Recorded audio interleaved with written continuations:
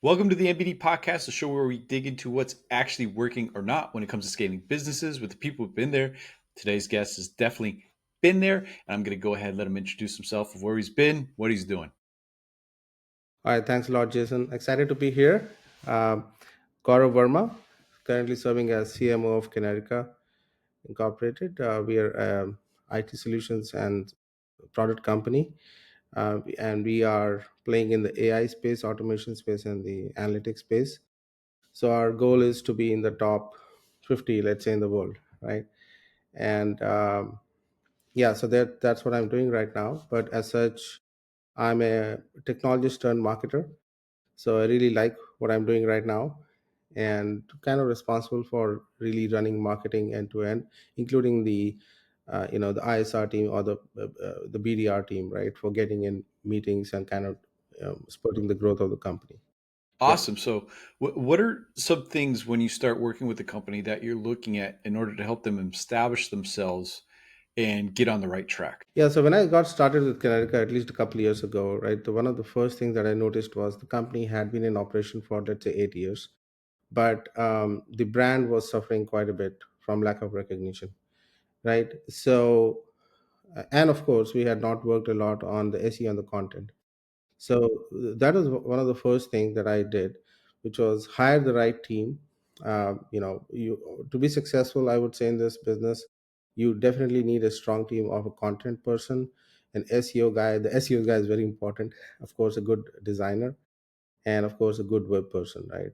And then with those you can build kind of a good machinery around SEO, which drives the content, and the design helps in the content, and of course the website guy is an enabler for giving a really good presentation layer. So we got started with that, and what I realized very soon was you can learn a lot from your competitors, right?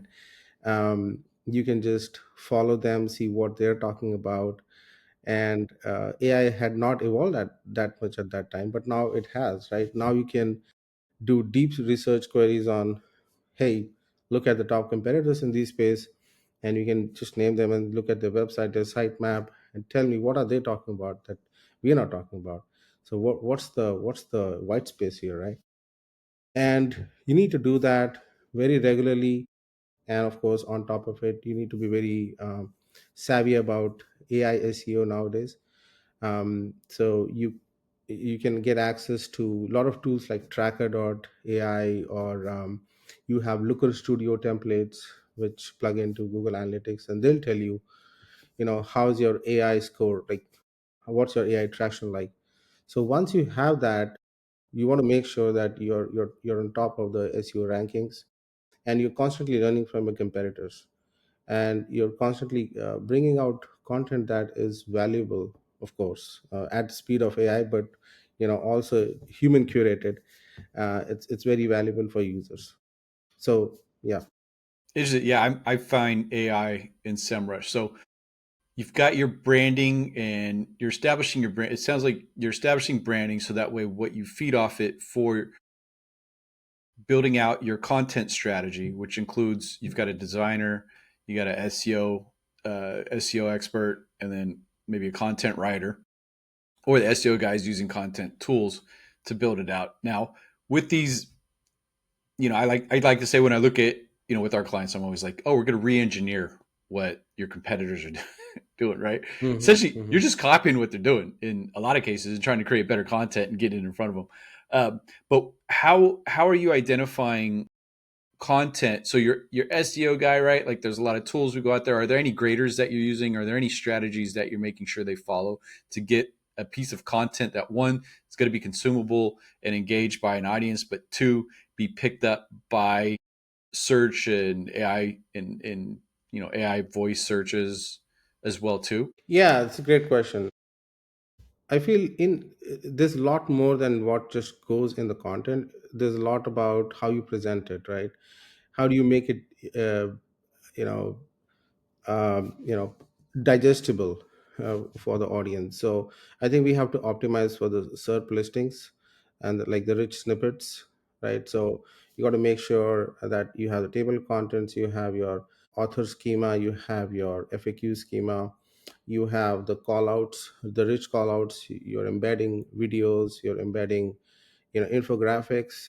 And that was one of the things that we really worked very, very hard on in Canerica, right? I really challenged the team that, hey, every week I need two infographics, and then, we need templates in Canva for info, for visuals. And what realized very soon was that design was a bottleneck, right? Because design, if you think about design as a function, it's a very creative function, and you just can't make it very mechanical or operational in nature. But then we discovered napkin, napkin.ai, and I was like, man, this is the answer to my prayers, right? So we use napkin a lot to come up with attractive visuals, and at least use that for inspiration.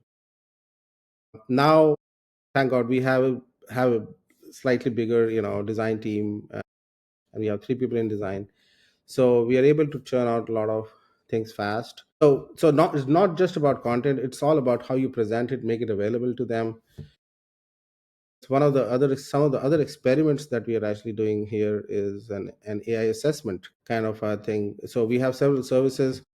For every service, I would like to have an assessment quiz, and then be able to send them like an in-depth, interesting report telling them, okay, here's where you stand, here's where the industry stands, and this is what we can do for you. Here's the timeline.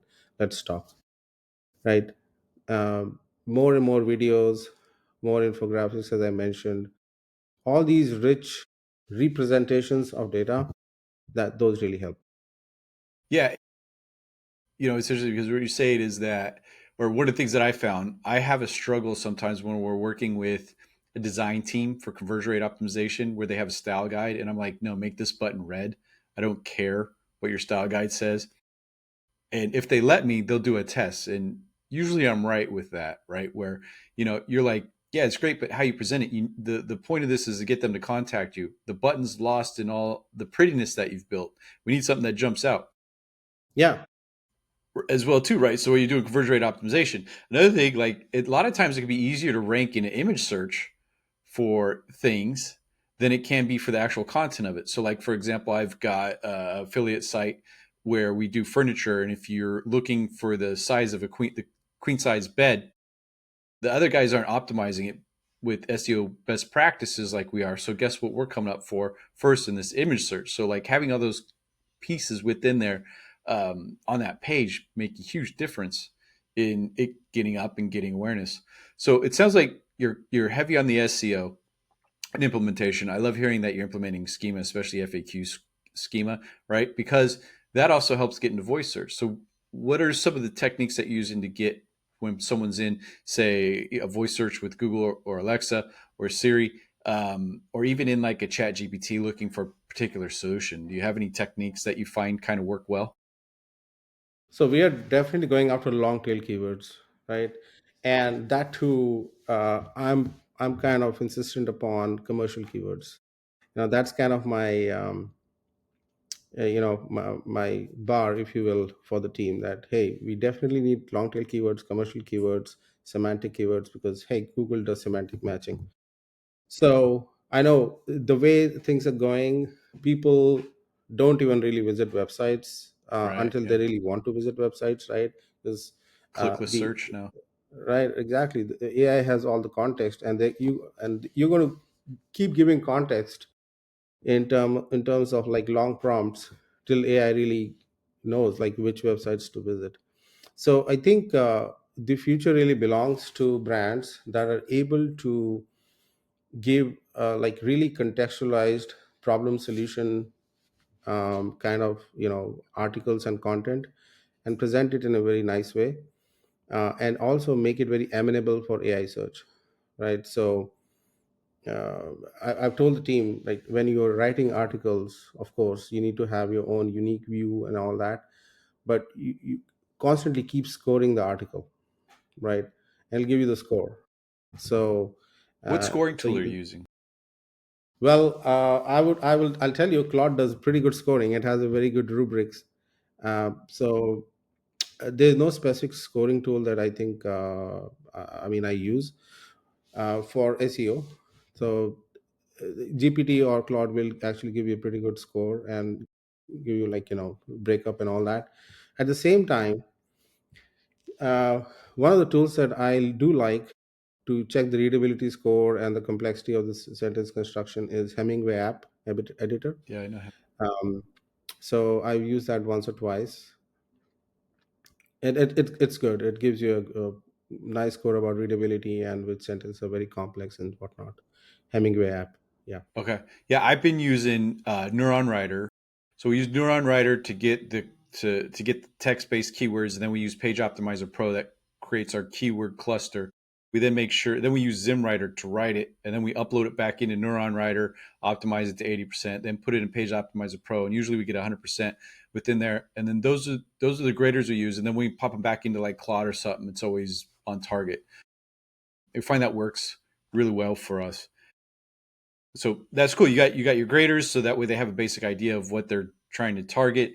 And then, so another thing is that over time, right? What do you do to help make sure that the content maintains mainstream, right? Where it's like it doesn't become something Yeah. that's outdated. Like, do you have any techniques there? Yes, we started with updating the FAQs. Obviously, one fine day when we were building the ship and also running it at the same time, I kind of realized that, hey, our content is kind of stale, right?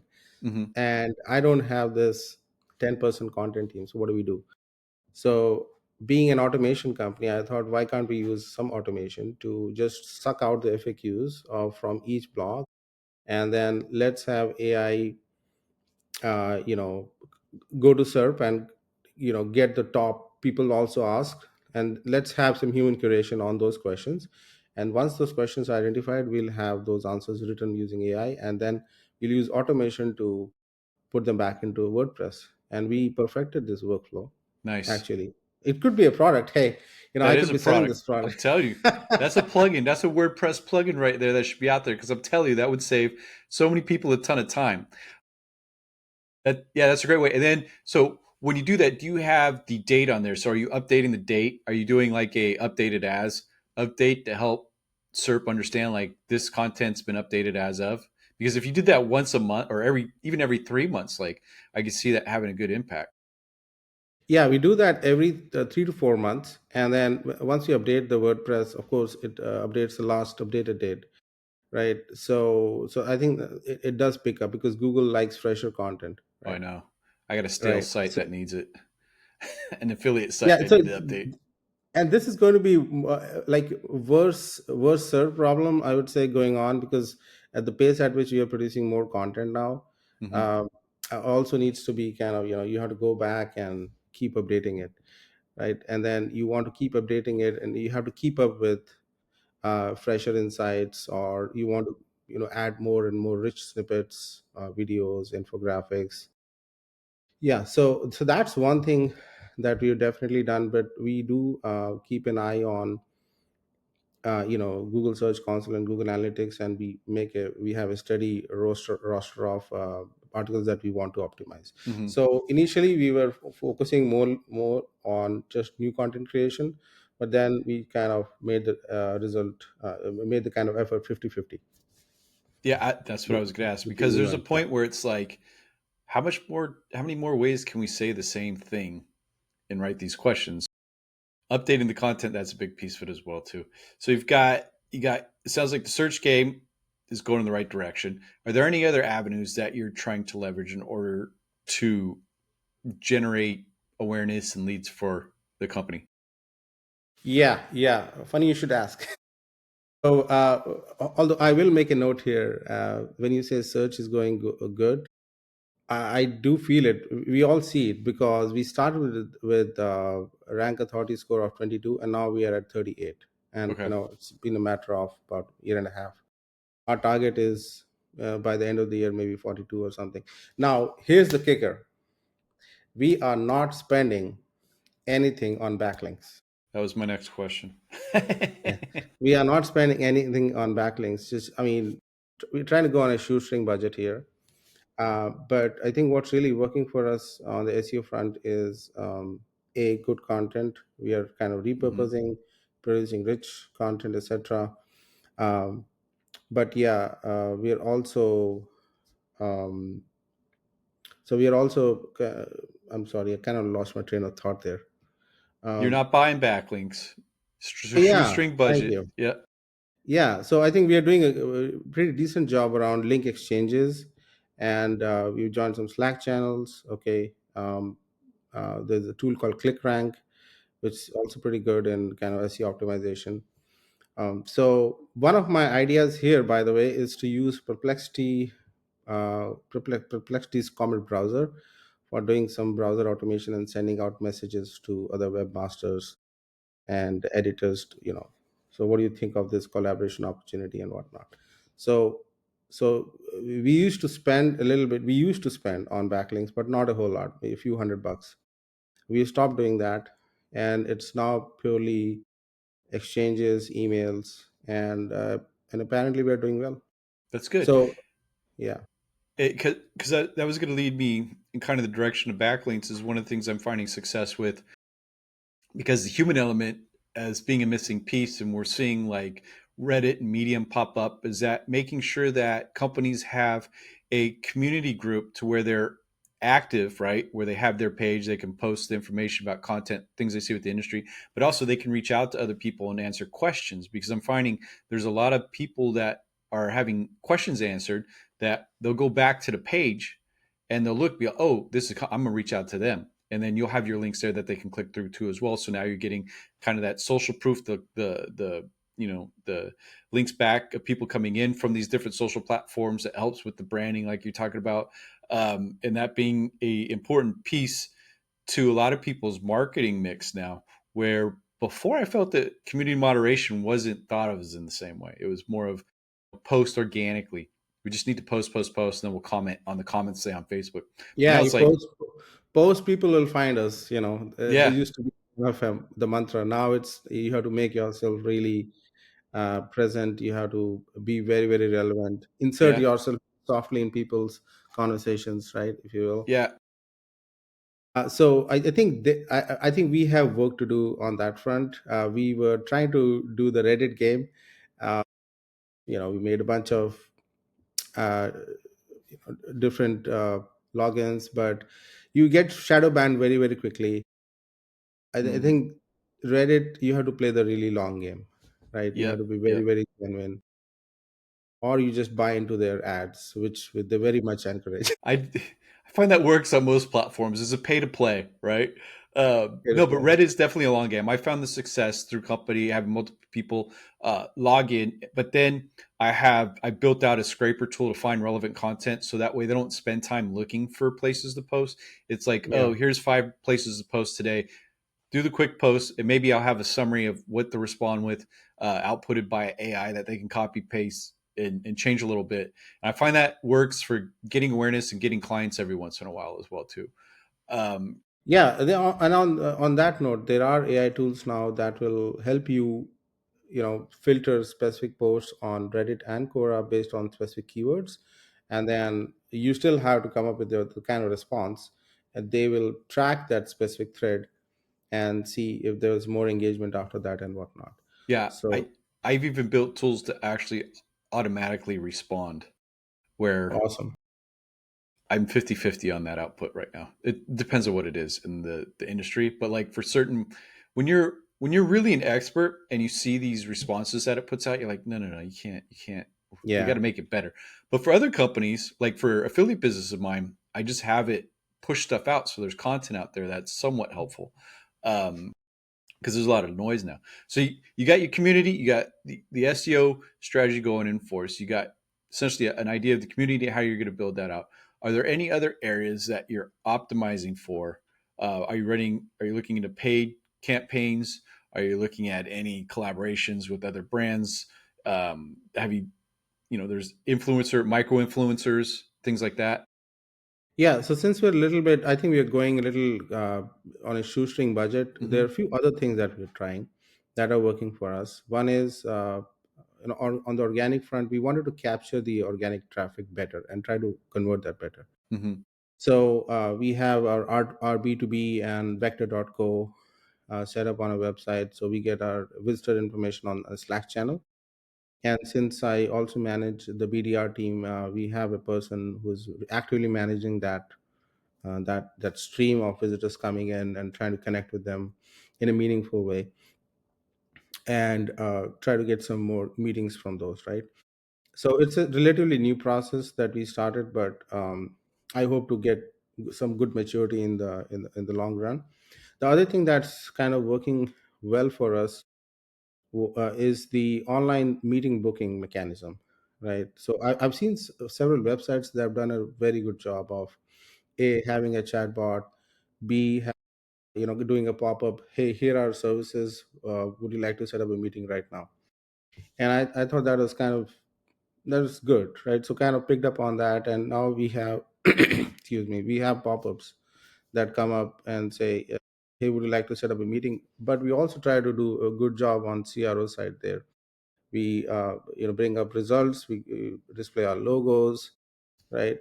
And so that works out very well. We get a few, definitely get a decent number of meetings per month from that angle as well. Nice. I've been testing out chatbot to meeting, or chatbot gets meeting. A AI agent calls the person right after the Hmm. meeting's booked, says, "Hey, I'm an AI agent. I just want to get a little bit more information, make sure that we're on track." Then Hmm. pre-qualifies for the meeting on this Nice. call, and then based on that, next steps happen. So, Awesome. like, because Yeah, that's, there you go. remember, two of those things are services that we're selling. We're selling a chatbot and we're selling AI voice. And once they go through that experience, they're like, "I want both of them." So it's like, Yeah, that's good, that's really good. I think that it's one, two, three kind of emotion, double punch, so that it works really well, really well. See, I just wanted to mention one of the other go-to-market motions that working well for us is this partnership and alliance with Microsoft. So Kinerika is a Microsoft license solutions partner, and we have several badges in the AI, Azure, analytics kind of space, and we run these training workshops for different companies who want to send their employees and have them trained on Microsoft technologies, cutting edge Microsoft technologies like Power BI, Fabric, Copilot, what have you, right? So the best part here is that, and this is not a very well known thing, and a good well known keep secret, I would say, is that as part of this program, Microsoft does the promotions for you. So what we get is, all we have to do is we want to make sure we provide quality instructors for these different technologies, and then they fill the seats, and we give them a good experience, and then we stay in the program, and from that pipeline we are able to also generate meetings. So nice. that engine has also been running well. Obviously we want to do a lot more, Yeah. but we have that running well. Well, great. If someone's listening who's trying to scale right now, what's one piece of advice you wish you had earlier? Oh, I wish I had started, I wish I had some, I had allocated some more funds towards brand building. I wish I had allocated more towards, getting third party articles and brand mentions, let's say from journalists, from analysts. Okay, so that's also something we're doing, but we're doing it very at a very slow pace, and that's mostly because of the cash constraints at this point, because we want to grow in a very sustainable manner. But I really wish if I had some more money, I would have, put on that front. And the reason why I say that is because that would have gotten our brand a lot more credibility, Yeah. and then we would, and notability, and then we would have been able to get on Wikipedia, right? And then you imagine, you understand what that Your means, DA jumps. right? The DA jumps, and then you're up a few notches in the AI search game. Yeah, for sure. Yeah, that's, I think a lot of people don't realize, because especially with new business owners, they just want leads right away. They don't necessarily understand the brand building. I've talked to many business owners who are like, "Oh, we need to produce content for social. And I'm like, you got 50 people following you. Don't worry about that right now. Like, maintain a little bit of relevance, but like you need to build your brand. Like you need to get people following you. You need to get out there. You need to be seen so that way you have that social proof and credibility. So when one, it does help with, getting higher positions in search, but two, when people go to look at you and do some research, they're going to see that you're not some brand new entity that has nothing Yeah. behind you. Yeah, and I would say what really help, what can really help there is, taking the help of these AI, some of the AI video tools, like you have V.io, you have HeyGen, right, and you also have Lumen 5. Okay, so we use them extensively, by the way. So we have an AI avatar for our co-founder and CRO Bhupendra Chopra, and then we have, pretty close to real videos of him talking about thought leadership stuff or launches, and taking a contrarian view in the market. And so I think that's worked out well. We also use v.io for a lot of product demos, and kind of like an explainer plus demo kind of video. And so the quality of that has really hit a new level. Nice. We made a bunch of data migration services videos, so that's worked well. Yeah. And then Lumen 5, we kind of started early with case studies. I would say that's one of the early wins that you can have in any account or any company, right? You want to work on case studies. If they don't have case studies, you can talk about use cases. Hey, there's nothing wrong in that. Okay.